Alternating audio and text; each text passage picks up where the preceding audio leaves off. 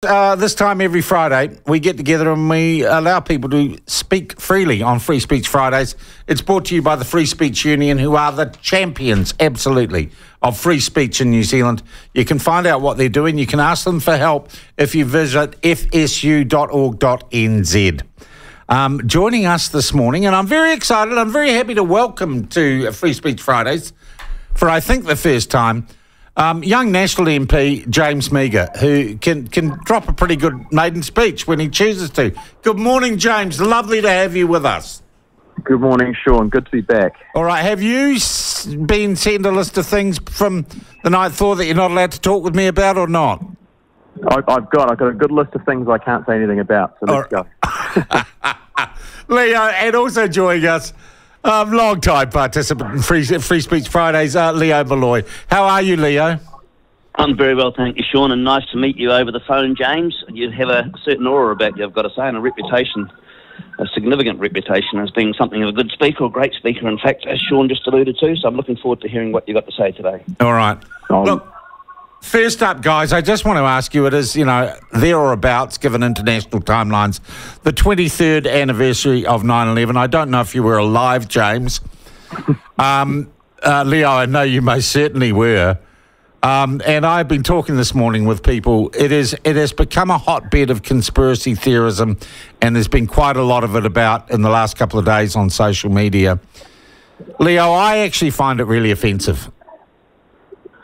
So do I. I mean, as you know, my position on the Israel-Gaza conflict, and I just find it extraordinary how some of the young ones these days rewrite history to suit themselves and choose to ignore the basic facts, what's evolved over time, and why we have these issues that manifest themselves in that form. I mean, that was a terrible day for the globe, really, wasn't it? But I think, and to some extent, justice has been done, with bin Laden being dealt to by Obama, which is rather ironic. But he is sleeping with the fishes, as they say, yeah. But the idea that it was an inside job, that there was a Jewish insurance job, that someone blew up, World Trade Center 7, I really can't understand, James, why people waste their time. And I do now get angry at the lack of logic in it, James. Yeah, it's an interesting one, this one. I was around. It was 2001, obviously, and I was first year of high school, and I actually remember Mum waking us up. Yeah. And saying, hey, you should come and watch this. I also grew up during the YouTube era, and there's been a bit of rabbit holing here and there about conspiracy theories around 9/11, whether jet fuel melts steel beams and all that kind of stuff. And it's an interesting free speech issue, actually. To what extent do you try and control people's ideas and theories, and even if they are wackadoo conspiracy theories, how much restriction can you put on that disinformation or misinformation, whatever word we're going to call it these days? I think people tend to look for things that reinforce their own worldviews and ignore some of the blatant facts. And if you look at 9/11, I mean, you're talking about a possible conspiracy involving tens of thousands of people. How could it ever be true? And no one has ever put their hand up, James. No. All right. No, you're more likely, I mean, you've got President Trump there. If there is any information floating around, whether that's to do with aliens or 9/11, you'd think that Trump would be the first person to be yelling it around his rallies. But given that he's managed to keep quiet about it, I suspect it's all probably theory, and that's about it. All right. Well, look, you've actually segued us, James, without me asking you to, you young upstart, into the Trump-Harris debate. Firstly, do either of you believe that there are hordes of illegal immigrants or even transsexual immigrants in the States eating people's cats? Leo? Well, I'm so tempted to bring the word pussy into this conversation. But as I observed, Leo, he's quite happy to grab pussy, not so keen on eating it. Yes, it's a great line. No, look, I don't think there was, but Trump is barking mad, though, isn't he? I mean, I think my political persuasions are fairly well known. I can't see either of those two as being candidates to lead the free world. I don't think she's particularly good, but she's certainly a lot better than him in that debate. Where are you, Leo? Are you at the gym? No way. Because there's a noise in the background. It's certainly not. Oh, James, it's James at the airport. Leo, he's down at Bellamy's. He's down at Bellamy's on the third plate of bacon and eggs. Party in the caucus room. Okay, James, what do you think? I think that's the most... I'm going to talk to Candace Owens about this live in an hour or so. But, James, what do you think about the cat thing? I mean, just completely out of left field. And he wouldn't let it go, would he? Yeah, I mean, the debate was on just before question time, so I caught snippets of it. At the point where we were talking about eating cats and dogs in Springfield, I thought that's probably time to go and do some proper work. Given this is American politics, I won't plead the fifth at this stage. But I think, look, Trump's got his MO about how he runs these rallies. He pushes the boundaries of truth sometimes. My guess is that there probably is a case for migrant pressures that can be built in the US in the same way it can be built here, but certainly not around, hordes of illegal immigrants coming in, taking Fido off the porch and turning him into a stir fry. I don't think that's probably the case at all. Yeah. I guess the thing with a debate, guys, a televised debate is, and geez, if I'm looking for New Zealand examples of when television or media tells you what's going to happen and solidifies or helps someone who's already got a roll on. I look at David Lange in 1984 and his appearances with Ian Johnston moderating with Rob Muldoon, and God, they were good. Lange was just a master and Muldoon had nothing. He had zip. And I think that helped Labor come to power in 1984. I don't get the feeling, guys, looking at that debate, that anyone who wasn't already a Kamala supporter, I mean, they're still Kamala supporters, and Trump supporters are still Trump supporters.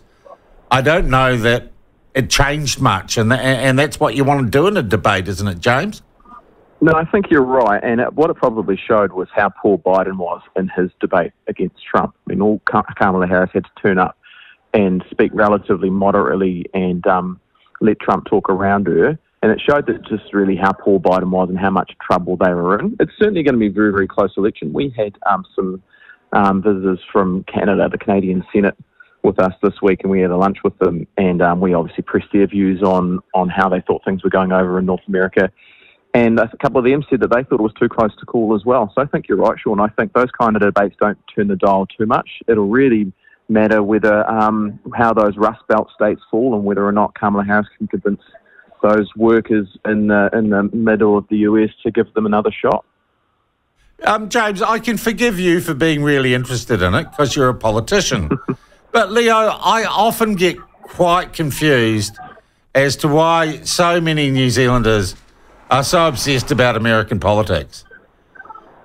Well, because we've been led to believe that they are the leaders of the free world and we inevitably follow the path that they set for us, except for obvious the 89 Lange government when we decided to do away with our military partnership with them. Well, we didn't get a choice once we went nuclear free.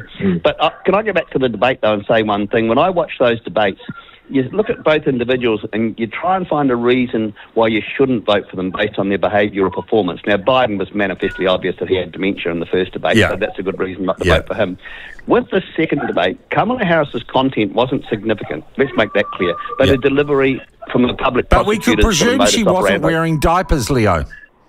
Yeah, we presume all those things. But let's just say that I would be very clear that if I was trying to find a reason not to vote for Trump, he gave me ample reasons for this inflammatory, hysterical behaviour. That actually is a really good point that he did, and it was probably the cats. I mean, was there much buzz amongst your colleagues there, James? Were you all sitting there at Bellamy's going, oh, did you see the debate? What did you think? Well, the war of political animals, and I think we cast a glancing interest in it, but I think you're kind of right. There's this almost odd obsession with American politics, but I think it's because, it's in our faces every day, and as Leo said, they are the supposed leaders of the free world, so what happens to their politics over there does affect us. There's a lot of this import of American culture wars and cancel culture and all the kind of things that sort of various fringe groups on the left and right want to try to import into New Zealand. So it's more and more in our psyche, and I think as we're more connected through, streaming and social media, we get exposed to more of it. So it's understandable why it's interesting. It hasn't formed a big part of what we're doing at work at the moment, but come November, I'm sure people will probably gather around the TV sets with their popcorns and their water bottles and see what the results are when they come in. Yeah. All right, guys, we're going to take a break now from Free Speech Fridays. When we come back, I want to talk about this outbreak of collective letter writing to politicians, the BSA on free speech, and also what's acceptable to do in your car in a railway station car park. Don't forget, this is Free Speech Friday, brought to you by the Free Speech Union, the champions of free speech in New Zealand.